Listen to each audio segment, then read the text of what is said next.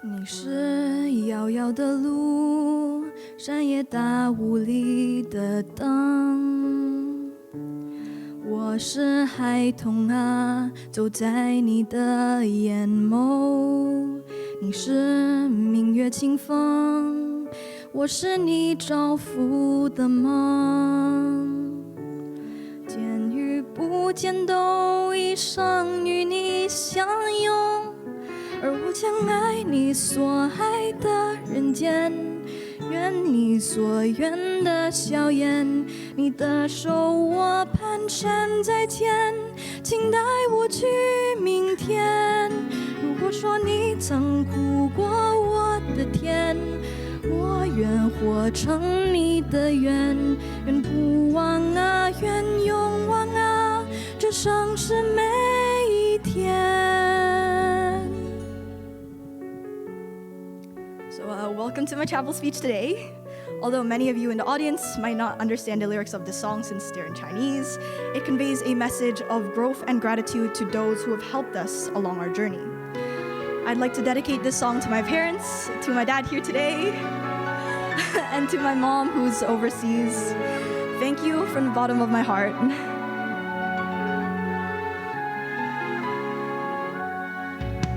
你是岁月长河，星火燃起的天空。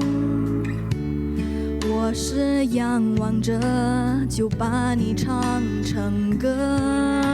你是我之所来，也是我心之所归。世间所有路都将与你相逢，而我将爱你所爱的人间，愿你所愿的笑颜，你的手我蹒跚在肩，请带我去明天。如果说你曾苦过我的甜，我愿活成你的愿，愿不忘啊，愿永忘啊，这生是每一天。山河无忧，烟火寻常，可是你如愿的眺望。孩子们啊，安睡梦乡，像你从前的那样。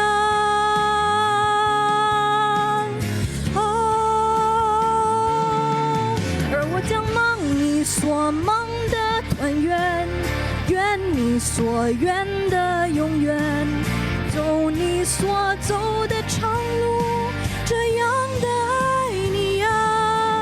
而我将见你未见的世界，写你未写的诗篇，天边的月，心中的念，你永在我身边。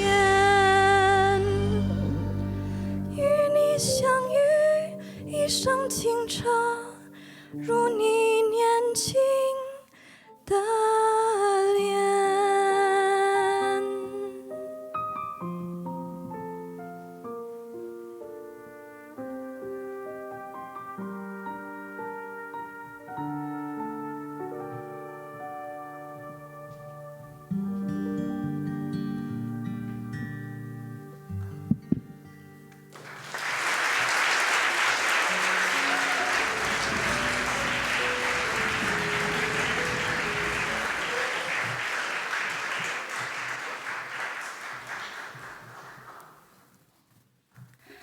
I'd like to start by sharing with you an ancient Chinese parable.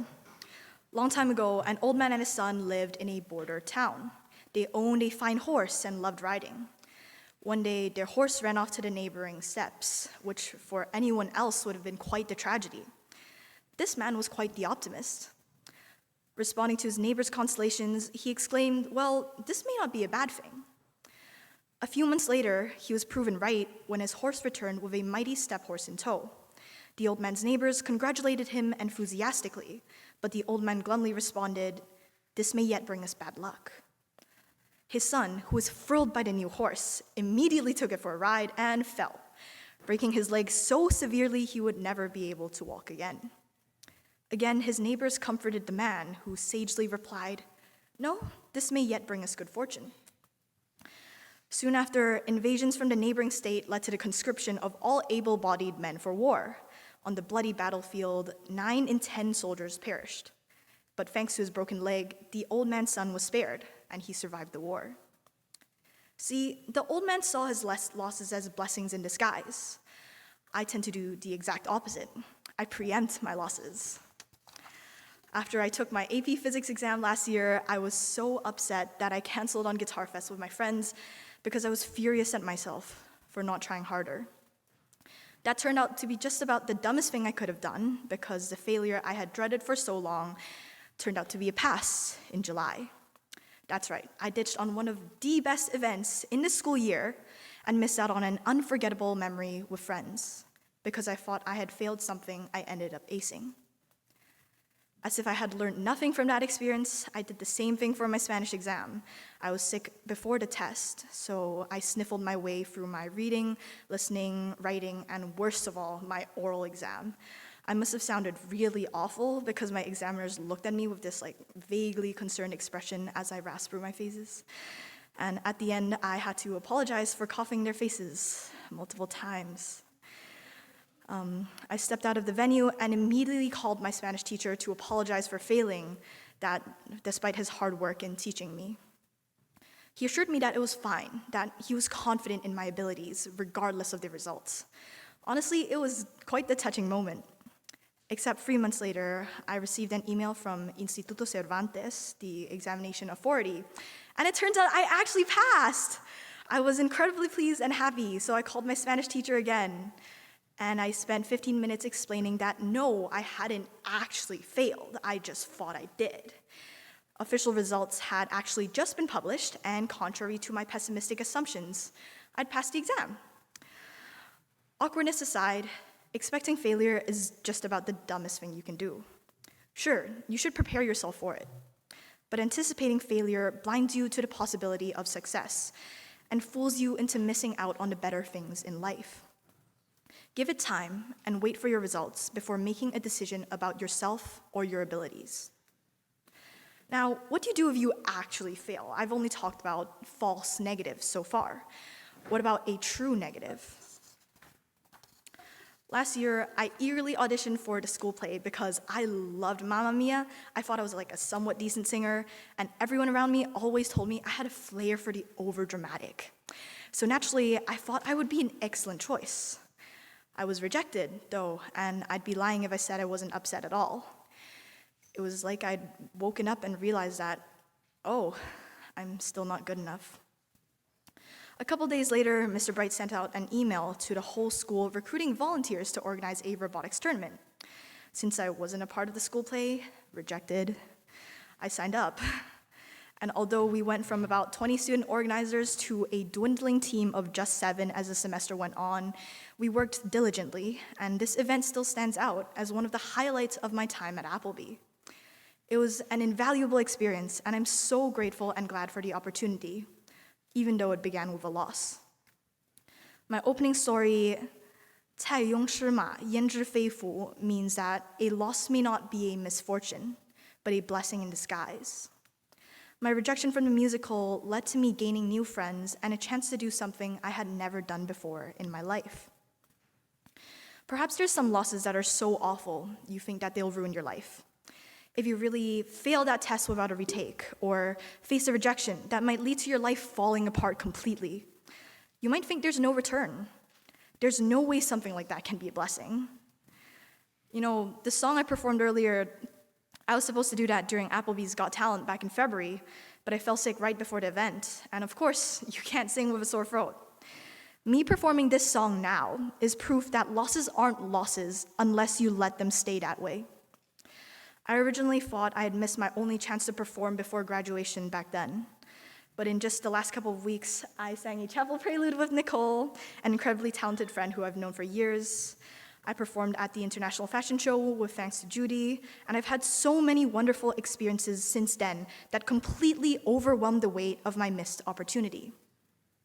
And sure, maybe I got rejected from the school play, but this year, two other very talented friends of mine, Ali and Sage, decided to write their very own script for the first ever completely student-led musical, Singled Out, a Valentine's Day musical. And I think they have more going on the works right now. Stay tuned for that. Anyway, I had just a small role as an extra. We had barely any practice. It was pretty messy, but it was one of the coolest things I've ever been a part of. And it just goes to prove that there's always a second chance or an alternative in the future. Even if you miss your chance now, if you fail to make that team, you fail that test, in the long run, you'll always have chances to recover. You might think things are bad in the present, that you've lost and you'll never get to where you want to be, but you won't know how far you can go unless you continue down that path and keep working for those future possibilities. 路遥知马力. This Chinese proverb means that only the long road can reveal the strength of the horse, and it perfectly encapsulates this message. Things may be bleak right now, especially with APs and summatives and final exams coming right up. But even if you fail this year, if you mess up somewhere else, or if you fumble an opportunity, that doesn't mean you really and truly failed. You're not a failure because of one loss. Get up and keep going. Fight for chances to fix things, to improve and do better in the future. Every step of the way for the rest of your life, since it's a long road. So what if you slip up? What's the worst it can get? Nothing's really a death sentence. Last year, I thought my whole life hinged on university decisions, and I know a lot of other people agree with that. In the last week of March, I received 6 rejections all at once from my top choice universities. And 1 year ago, I would have thought, oh God, my life is over now. That for the rest of my life, I would be nobody, be nothing, because I had failed this conditional first step to greatness. In reality, though, there's not a single linear path to guaranteed success. I've recently come to realize the sheer variety of paths that each and every one of us can walk to achieve success in our own lives, whether that be through attending your dream university, or by taking a gap year, by making the best of your college years at a school that might not have been your top choice, or dropping out of school to start a revolutionary business, or your YouTube career. Shout out to Alex Ning. Yeah, there are lots of different unique choices out there. Rejections now don't reflect the state of your entire future. The present is only a brief snapshot of your whole life, and the road ahead of you is hardly visible right now. You have to continue on and move past perceived losses and failures in order to truly know how your future will unfold. You know, time has a profound impact on how you view the world. Events that you think now as are bad may end up benefiting you in the long run. People are the same. The complete version of the proverb I mentioned earlier is 路遥知马力，日久见人心. And the second part of the proverb means you only realize the true nature of those around you after many days have passed. See, growing up, I used to think my parents were against me, and I think probably a lot of people will have felt that as well. I thought all they cared about was whether I'd studied or not and how many exercises I'd completed. And as a little 10-year-old, I hated that. They were always telling me, go do your math homework. And I hated doing my math homework. So I began to see them as the bad guys in my story. I forgot how my mom would wake up at 6 a.m. every day so she could see her children before they left for school and she left for work. I forgot how my dad stayed up all night to take care of me when I fell sick, and his immeasurable patience as he painstakingly debunked every mistake in my math homework. As I've grown up, I've gained distance and perspective from my past. It's only at this present moment, after years of reflecting and maturing, have I finally understood the endless, unceasing effort that my parents have put into loving me, into ensuring my well-being now and for the rest of my life. If one day I woke up and were hated by the world, my parents would still be beside me, criticizing the world for its inability to recognize a true gem. They're biased like that. Look and look again, I'd like to tell all of you too. Look at the people around you. Do you see the people who are there for you, who will be there for you when things go wrong. It might not be a parent for you. Maybe it's a friend that you trust completely, or a cherished grandparent. Maybe it's a relative, a sibling, a mentor, a teacher, a counselor, or even your therapist. Often, we're blinded by negative preconceptions and fail to realize that we all have people on our side. They might not agree with all your opinions, and they might not support every single one of your decisions because we all make bad ones. But when you need someone to rely on, when you feel like you don't know how to keep going, you look up and you'll see that you have more people beside you than you realize. We all tend to see the bad in everything. We might beat ourselves up over our failures and assume the worst outcome. We might think that the world is against us. But if we go a little further, we encounter new events and new opportunities which reshape our past judgments. A loss may not be a misfortune, but a blessing in disguise. Learn not to be ruled by your assumptions and keep an open mind about the things you see as negative right now. Remember that there are a million different paths that can lead you to your final destination. So don't be alarmed when things go wrong. Instead, embrace the unknown and bravely face the future. Now rise and sing hymn number 126.